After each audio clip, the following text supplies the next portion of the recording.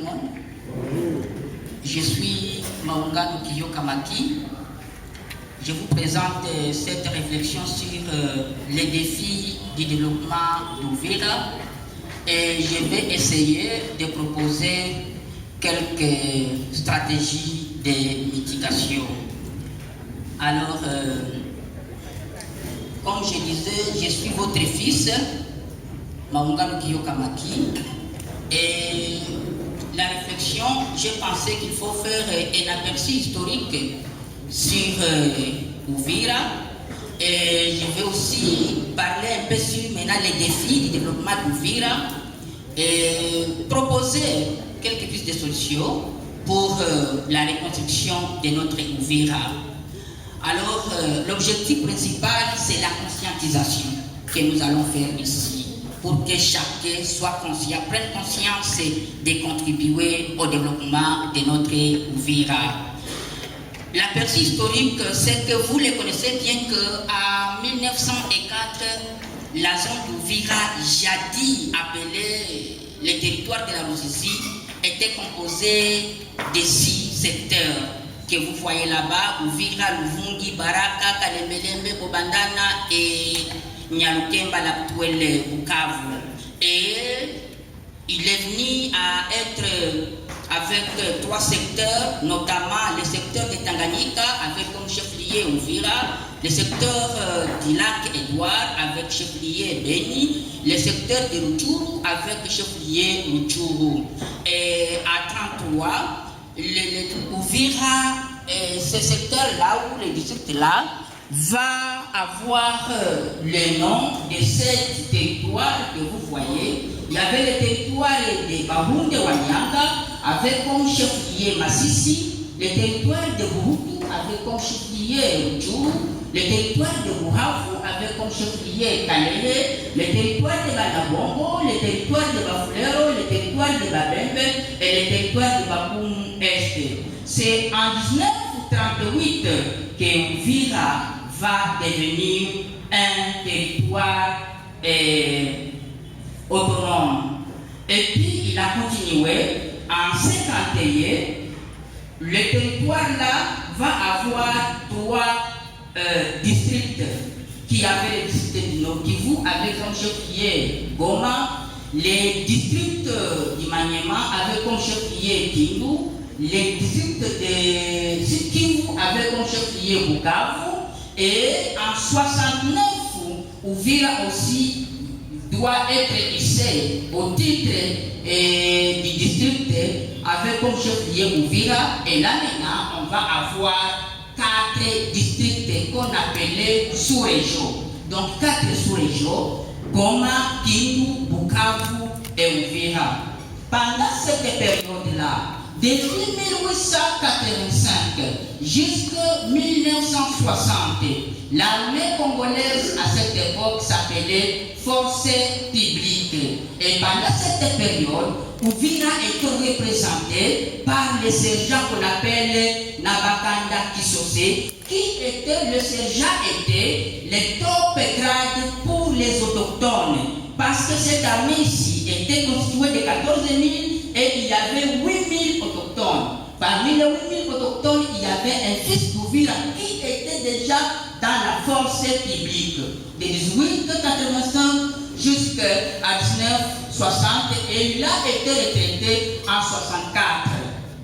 Et donc, Uvira est déjà sous région, mais il va chuter. Quand il chute à 87, il devient une cité comme Kiliba, Zambé, Luvungi, Lemera. Et quand il a chuté, il y a eu des manifestations, il y a eu des mouvements, et ça n'a pas tenu. Et puis, on est revenu à l'ordonnance, on a retenu 3 cités: la cité d'Uvira, la cité de Kiliba et la cité de Zambé. Et comme j'étais en train de dire, vous allez voir qu'il y a eu des zigzags dans Uvira. Et c'est en 2018 que l'ordonnance ou le décret de 2013 doit être mis en application, et c'est le 21 février 2019 que Uvira va devenir une ville avec les communes qu'il y a. Les potentialités d'Ouvira. Nous avons 8 territoires au sud Kivu et maintenant de 4 villes. Mais si nous voyons sur le plan géopolitique de ces 8 territoires, Ouvira, il a une très grande, un bon positionnement parmi tous les autres 8 territoires. Ouvira est à 31 km de la capitale de l'Ouest. C'est une grande potentialité qu'il faut exploiter. Ouvira, il est en connexion avec Kigali. Ouvira, je ne sais pas, il est transfrontalier avec celle-là ici que nous avons. Ouvira, il a les deuxièmes ports en RDC. C'est une opportunité, c'est une potentialité que nous devons exploiter. Et donc, les lacs Tanganyika, nous savons toutes les richesses qu'ils regorgent. Eh bien, la question c'est que lorsque Ouvira était sous-région, il n'avait pas de politiciens, il n'avait pas des intellectuels, il n'avait pas des riches comme vous, comme nous. Mais dès lors que nous avons à Paris, Ouvira a perdu sa valeur. Alors nous pouvons nous demander, est-ce que nous sommes une malédiction pour Ouvira? Nous sommes quoi?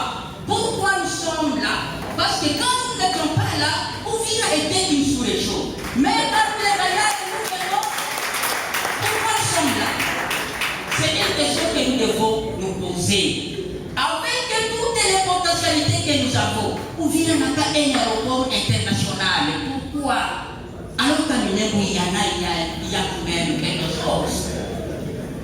On n'a pas de stade. Les gens vont là-bas et disent qu'il y a un stade. On n'a même pas de tribune pour des manifestations publiques. Il n'y en a pas. À moins qu'il y ait quelque chose qui a été construit là, je ne sais pas. Pourquoi la régression d'Ouvira? Les spécialistes du développement disent que le développement, c'est un phénomène multidimensionnel qui inclut la dimension sociale, économique et politique, et que chaque dimension est interconnectée l'une à l'autre d'une manière complexe. Ça veut dire qu'on ne peut pas parler du développement avec une seule dimension. Il faut que les 3 dimensions là soient interconnectées. Et la dimension sociale, politique, économique, elles doivent communiquer. Autrement dit, nous devons avoir une société économiquement bien assise, une société politiquement bien assise, une société socialement bien assise. Est-ce qu'il y en a au Ouvira ou non? Je ne sais pas. Du développement social. Nous disons que le développement social, c'est l'ensemble des mesures qui visent à améliorer le bien-être de chaque personne dans la société pour qu'elle puisse réaliser son plein potentiel. C'est investir dans la personne. Le développement, c'est la création de la richesse, s'il vous plaît, par la solidarité et l'entraide. Le développement est à la fois la maternité et le berceau. Le développement social est à la fois la maternité et le berceau du développement économique et le développement politique. Et le développement politique, à son tour, il est le pilier du développement social et le développement économique. Parce que tout se crée dans la société. Si la société n'a pas bien préparé ces gens, c'est comme ça que vous aurez les hommes politiques qui savent pas ce qu'ils sont en train de faire. C'est comme ça que vous aurez, je dis souvent que parmi les riches, il y a les pauvres. Et parmi les intellectuels, il y a des analphabètes. Et donc vous allez peut-être voir, nous avons la société des intellectuels qui ne sont pas intellectuels, mais ce sont des analphabètes. Parce que quand on est intellectuel, et on vient à savoir réellement qu'il y a des intellectuels. Les indicateurs du développement social, vous le voyez, là-haut, le principal indicateur, c'est le niveau d'instruction. Les amis, on mesure le développement social sur base d'instruction. Personne ne va rapide. Si tu es intellectuel, on demande, ce qui va nous convaincre que le mec intellectuel, ce n'est pas les papiers. Quel est ton apport dans la société? Madame a dit qu'il y a des masters, qu'il y a des professeurs qui sont des demandeurs d'emploi. C'est malheureux. On ne peut pas avoir les grades de master et aller encore demander demander l'emploi. Vous êtes malheureux. Ce n'est pas possible. Le principal défi que j'ai énuméré, c'est qu'il y a d'abord la crise du leadership sur le plan social. Il y a la crise du leadership. Et cette crise du leadership, maintenant, actuellement, utilise le tribalisme comme une arme de protection. Il faut que, si c'est moi, il faut que ma tribu, il faut que. Donc tout le monde a déjà créé ces personnes, alors que c'est Dieu qui a créé les gens, mais chacun a créé ces personnes pour essayer de cacher sa limité de l'incompétence. Il y a la culture. La culture d'Ouvira, c'est un frein de développement. Parce qu'à Ouvira, on cherche à tirer quelqu'un qui a réussi une seule fois. Pour qu'il réussisse, pour qu'il échoue lamentablement. Il a réussi une seule fois, on les tire pour qu'il échoue la musique. Alors que les autres cherchent à identifier celui qui a échoué plusieurs fois pour qu'il réussisse une seule fois. C'est la différence d'Ouvira. Et ce qui fait que quand il y a quelqu'un d'Ouvira qui est lycée, ça crée la haine. Et on va se mettre à critiquer, à les diaboliser. Et lui aussi, il va suivre la diabolisation. Il va oublier son travail. Tout est foutu. Et donc, les gens vont commencer à crier. À ouvrir à tout le monde est leader. Tout le monde est notable. Le troisième défi que j'ai identifié, c'est la prolifération des groupes armés. Nous avons 252 groupes armés au Congo. Et il y a 238 groupes armés locaux et il y a 14 groupes armés étrangers. Si vous voyez très bien, le Sud-Kivu est le premier, il est expert. Il a 36 groupes armés, dont 31 groupes armés locaux et 5 groupes armés étrangers. Quand nous allons au Sud-Kivu, vous allez voir que Ouvira est deuxième avec 31 groupes armés locaux, des groupes armés étrangers qui vient après FIS qui est le premier avec 48 groupes armés. Je ne sais pas si c'est une richesse, si c'est quoi, je ne sais pas, mais les gens sont en train d'y investir. À part les groupes armés, il y a maintenant les sociétés civiles. Les sociétés civiles qui sont devenues tribalo-ethniques, qui abandonnent leur rôle de législateur. Et là, excusez-moi s'il vous plaît, excusez-moi. Et là, les hommes politiques, partout où ils sont, chaque homme politique d'Ouvira essaie de créer sa milice pour sa protection. Et vous allez voir, les gens sont en train de protéger leurs intérêts et ils enterrent l'intérêt d'Ouvira. Et cette milice tribalo-ethnique qui est en train d'être créée, les amis, si rien n'est fait, c'est une bombe qui va enterrer Ouvira demain. Le quatrième défi, c'est qu'il y a un manque de communication. Il n'y a pas de communication entre les intellectuels. Les intellectuels disent aux riches que non, ces gens-là, ils ont les richesses, mais ils ne savent pas le français. Bon, ils connaissent ma coûte à dire français. Les riches aussi disent non, il faut manger le français. Et les politiciens aussi disent donc, et vous voyez que chacun se ferme dans son coin. Alors qu'il y a quelqu'un qui a le foufou, l'autre à la viande et l'autre à la sauce. Si on pouvait mettre tout, on pouvait manger et on est rassasié. Mais vous avez le foufou et l'autre à la sauce. Hautashiba na supu, hautashiba na ugali, hautaimeza na nyama hautaimeza. Et donc, c'est un quatrième défi. Et sur le plan économique, il y a une chute des grandes usines comme la sucrerie de Kiliba, les CDC Kilingi, Swagara, Kotoko. Il y a eu des grandes infrastructures qui ont été détruites et on n'a pas développé un plan de relèvement de ces industries. Parce que pour parler du développement économique, il faut penser à la création de nouvelles richesses. Qu'on n'a pas cette politique. Il y a le pillage et l'exploitation des ressources économiques d'Ouvira. Et je vais vous donner l'exemple seulement. J'ai beaucoup d'exemples, mais j'ai tiré l'exemple du Fonner. Sur la taxe du Fonner, on taxe $100 sur un mètre cube du carburant. Et il y a des stations, j'ai pris la moyenne des 10 stations qui sont opérationnelles. Depuis maintenant, il y a 16 ans.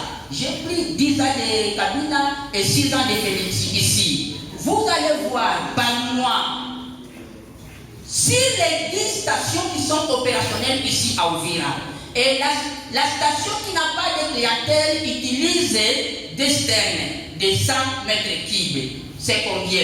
Si nous prenons 100 $ par mètre cube, multiplié par 10, on va avoir combien? On va avoir 10 000 $ que la station paye. Multiplié par 12, on va avoir 120 000 $. Multiplié par 10 stations, on va avoir 1 200 000. Et si maintenant on multiplie fois 16 ans, vous allez voir l'argent qu'on nous vole. Et nous nous mettons dans des manifestations inutiles. Cet argent, je suis désolé que le maire de la ville n'est pas ici. Le maire de la ville ne peut pas parler sur ça. Parce que s'il ose, on le met dehors. Alors que lui aussi, il va vivre des fois. Qui va l'aider à faire ça? C'est nous. Mais malheureusement. Et cet argent, c'est uniquement pour la construction des routes. Je vais vous dire que cette route ici, ce n'est pas les fonds du gouvernement. C'est un projet. Ce n'est pas le gouvernement congolais, c'est un projet. Mais cet argent qu'on a déjà volé, je ne parle pas de la DGTA, de la DGI et tous les autres services. Et donc, sur le plan scientifique, j'ai essayé de montrer que nous avons eu un retard sur le plan scientifique. Uvira a eu un grand retard. Vous voyez, la plus vieille institution à Uvira, c'est à partir de 2008-2006 qu'on a commencé à avoir les institutions supérieures. Ici, je parle seulement des institutions initiatives d'Uvira, pas des extensions. Initiatives d'Uvira, et vous allez voir là-bas. Alors que, si nous voyons très bien, pour Bukavu, vous allez voir que la plus ancienne institution a 63 ans et la plus jeune a 18 ans. Et pour Uvira, la plus vieille a 16 ans et la plus jeune a 1 année. Vous voyez que nous avons un retard, nous avons un grand retard. Et nous avons dit que sur le plan social, sur le développement social, c'est l'institution qui est au premier plan pour influencer le développement. Et sur maintenant les plans politiques, nous n'avons pas une structure de régulation. On n'a pas une structure là où les gens peuvent se mettre pour réfléchir du développement d'Uvira, pour parler du problème d'Uvira. Ensuite, nous avons parlé de la dimension sociale, économique et politique. Nous n'avons pas des politiciens qui sont intégrés dans les systèmes politiques à Uvira. S'il vous plaît, on n'a pas de politiciens qui sont dans les systèmes politiques. Peut-être on demanderait après, c'est quoi un système politique? Un système politique ni mafika, kwenye biko wanapiga. Tunajua kama tele est hypertendue. Je vais mettre beaucoup de sel pour que ce soit chakula. Mais si nous avons quelqu'un dans les mafigas là, on sait que non, docteur Yves est là, prof Mania il est là, il aime ça, on va mettre ça dans la planification nationale. C'est la politique, on n'a pas ça à Uvira. Et j'ai dit que les conditions d'Uvira sont cissées comme les cannes à sucre. On les utilise quand il y a une opportunité et quand Fukari Naïcha, Banatema. On utilise comme les pots, après la traversée, on coupe même les pots. Et les gens nous trompent, les gens nous font du bruit, je suis politicien. Non, il faut apprendre. Oui, je vais citer. Et sur le plan politique, il n'y a pas l'appropriation des initiatives d'Uvira. On a créé l'ISTER, l'ISP, je ne sais pas, l'université officielle d'Uvira, l'ILUGEL, je ne sais pas, l'INICOMPE, il y a pas flanille, et ça met un problème. Tous ces défis ici ont fait à ce que Uvira soit humilié, Uvira soit oublié, Uvira soit négligé par le niveau national et provincial. Mais ce n'est pas de leur faute, nous en sommes responsables. on ne peut pas les condamner pour ça. J'ai parlé sur ça que si Uvira a ouvert tous ces règles dans les réseaux sociaux, c'est là où on règle tout. On s'injurie, la planification est dans les réseaux sociaux, alors que ça ne peut pas être comme ça. Et comme même plus de solutions, j'ai proposé que nous ne pouvons pas nous développer Uvira si on ne fonde pas notre développement sur l'éducation. Que ça soit formel ou non formel, les gens doivent d'abord être formels. Le deuxième, c'est que nous devons tirer des leçons sur les erreurs que nous avons commises et exploiter nos forces parce que nous en avons nombreuses. Nous pouvons espérer au développement d'Uvira si nous avons un cadre de concertation. Nous devons avoir une planification du développement. Vous allez demander à la mairie, on va vous dire qu'il y a un plan de développement. Mais comment ça s'organise? Qui connaît ça? Comment c'est accompagné? Même si le plan est amené dans les tiroirs, ce n'est pas connu. Listez, est-ce que vous le connaissez? Qu'est-ce que vous faites pour l'accompagner? Malheureusement. Et nous devons toujours, s'il vous plaît, interpeller, soutenir et accompagner ceux qui sont là. Parce que quand on les interpelle, s'ils sont conscients, il faut changer. Mais aussi, il faut les accompagner, il faut les soutenir. Et j'ai proposé ce common ground. Nous devons avoir une structure de régulation de nos problèmes. Peut-être à la fin, on va nous mettre une petite vidéo. Je dis et je vous remercie.